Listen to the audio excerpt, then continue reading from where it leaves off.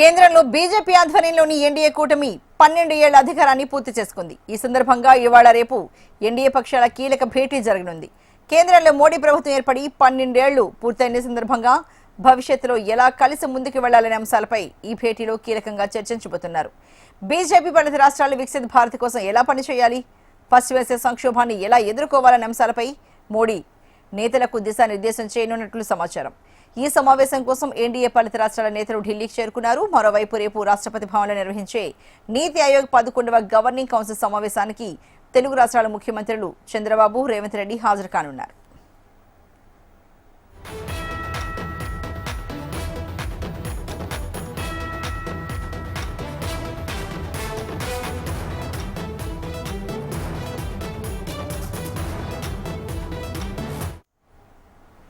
మరి కేంద్రంలో బీజేపీ ఆధ్వర్యంలోని ఎన్డీఏ కూటమి 12 ఏళ్ల అధికారాన్ని పూర్తి చేసుకుంది. మరి ఈ సందర్భంగా ఇవాళ రేపు ఎన్డీఏ పక్షాల కీలక భేటీ జరగబోతోంది. మరి ఈ దేశకు సంబంధించి మరింత తాజా సమాచారాన్ని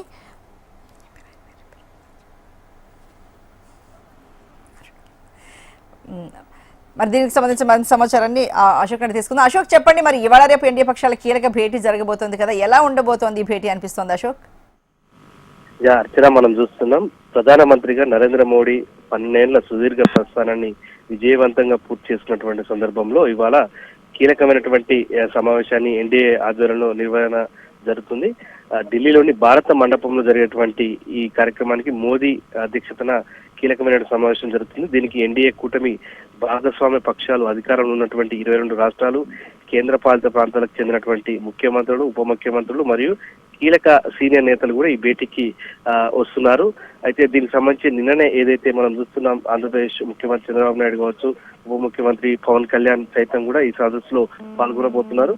ఇవాళ రేపు కూడా వారు ఢిల్లీలో ఉండబోతున్నారు. రేపు మరోవైపు నీతి ఆయోగ్ కార్యక్రమం, ఇవాళ మాత్రం ఈ సమావేశానికి సంబంధించి 22 రాష్ట్రాలకు సంబంధించినటువంటి మొత్తం దేశవ్యాప్తంగా ఎన్డీఏ సర్కారు ఉన్నటువంటి నేపథ్యంలో ఆయా పార్టీలకు సంబంధించిన నేతలంతా కూడా వస్తున్నారు. ప్రధానంగా ఏదైతే భారతదేశాన్ని వికసిత్ భారత్ గా రోడ్ మ్యాప్ ను ఖరారు చేయడం, వివిధ రాష్ట్రాల్లో కేంద్ర ప్రభుత్వ సంక్షేమ పథకాలకు సంబంధించిన దానిపైన కూడా సమీక్ష చేయనున్నారు. అలాగే దేశవ్యాప్తంగా పెండింగ్ లో ఉన్నటువంటి భారీ మౌలిక వసతులకు సంబంధించినటువంటి ప్రాజెక్టుల పురోగతి కావచ్చు, అంతర్జాతీయంగా ప్రస్తుతం ఉన్నటువంటి పరిస్థితులు కావచ్చు, ప్రస్తుతం ఉన్నటువంటి ఆర్థిక పరమైనటువంటి వ్యూహాత్మకంగా వివరించే అంశాలపైన కూడా ఈ భాగస్వామ్య పక్షాలతో మోడీ ప్రసంగించేటువంటి అవకాశం ఉంది.